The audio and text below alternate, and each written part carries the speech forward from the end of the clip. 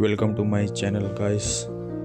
Please subscribe and follow me on Instagram and Telegram also, क्योंकि मैं update Telegram पर डालता रहूँगा। और आप लोगों को अगर कोई भी नया मानवा या एनिमी चाहिए तो मुझे कमेंट कीजिए डाउन में। ओके चलिए स्टार्ट। कहानी की शुरुआत में हम शॉर्ट सैंड को देखते हैं, जहाँ पर नए डिसाइपल रहने के लिए अपना कमरा चूज करते हैं। तभी हम हीरो को देखते हैं जिसका नाम सोनैन है। वो पानी में नहा रहा होता है और सोच रहा होता है कि आज उसने एल्डर का मुंह से अपने बारे में बहुत बड़ा गंदी बातें सुनी।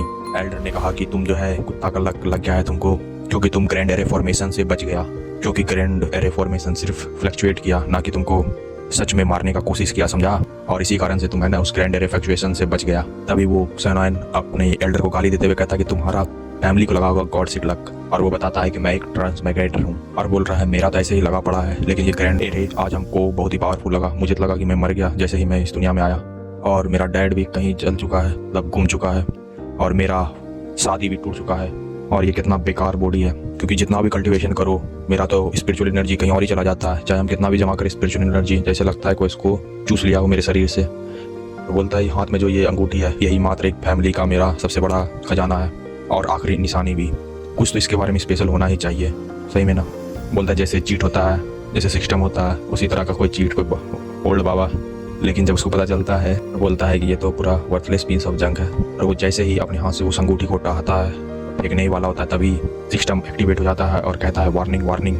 कहता है कि डिटेक्ट किया गया है कि होस्ट इस वर्ल्ड से नहीं है।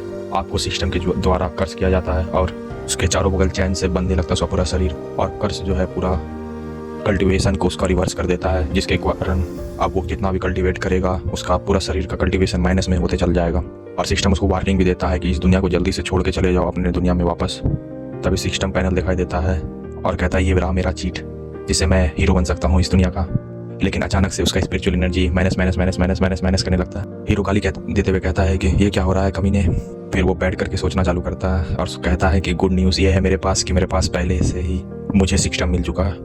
और कहता है कि बैड न्यूज़ ये है कि मुझे ये सिस्टम नहीं होना चाहिए था मेरे पास। मैं यहाँ कल्टीवेट भी नहीं कर पा रहा हूँ सिस्टम के कारण, और यही एक कारण है जिसके कारण मैं ये कल्टीवेट नहीं कर पा रहा हूँ। ये कर्स सिस्टम मुझे और मेरे स्पिरिचुअल एनर्जी को माइनस में कर दे रहा है, और जितना भी मैं कल्टीवेट करूँगा उतना ही गधा बनता जाऊँगा। फिर वो बैठ के सोच ही रहा होता है, फिर लेट जाता है और कहता है अब क्या फ़ायदा कल्टीवेट करने का, मुझे तो सिर्फ यहाँ लेटे हुए रहना चाहिए।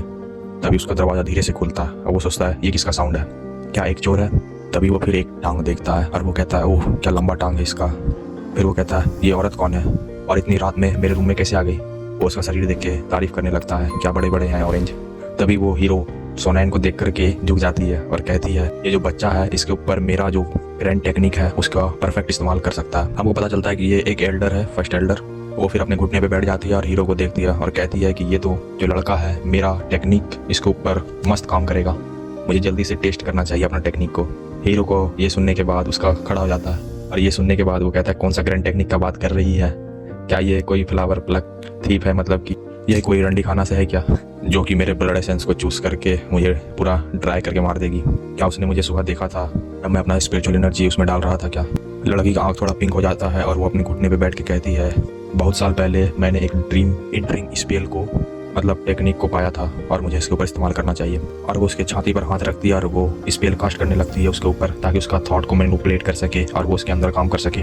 वो उसके ऊपर अपना पूरा प्रेशर लगा करके उसका थॉट बदल के उसको चाइल्ड ऑफ डेस्टिनी फ्यूचर का है उसे अपना डिसाइपल बना के रेड डस्ट पिक का और अपना प्राइड को पूरा टॉप पे लेके जा सकती है। जब वो अपना स्पेल कास्ट करती है तो सोचती है ये क्या हो रहा है, इसके ऊपर कोई रिएक्शन क्यों नहीं हो रहा। और वो कहती है कि मैंने इतना तैयारी करके आया हूँ, अगर ये असली मर्द होगा तो सिचुएशन को कैसे अडेप्ट करना है इसको पता होना चाहिए। और ये मेरा थोड़ा सा लाइफ एसेंस जो ड्रेन कर रहे हैं वो कुछ भी नहीं है इसके सामने।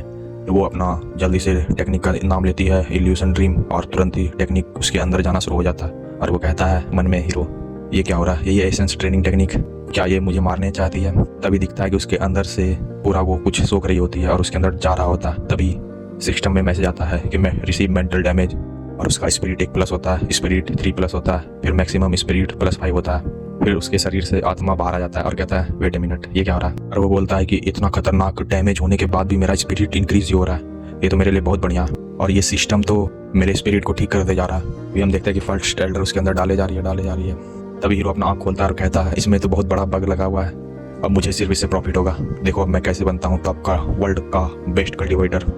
तो आज के लिए इतना ही। अब हम मिलते हैं पार्ट 3 में। पार्ट 3 चाहिए तो कमेंट कीजिए।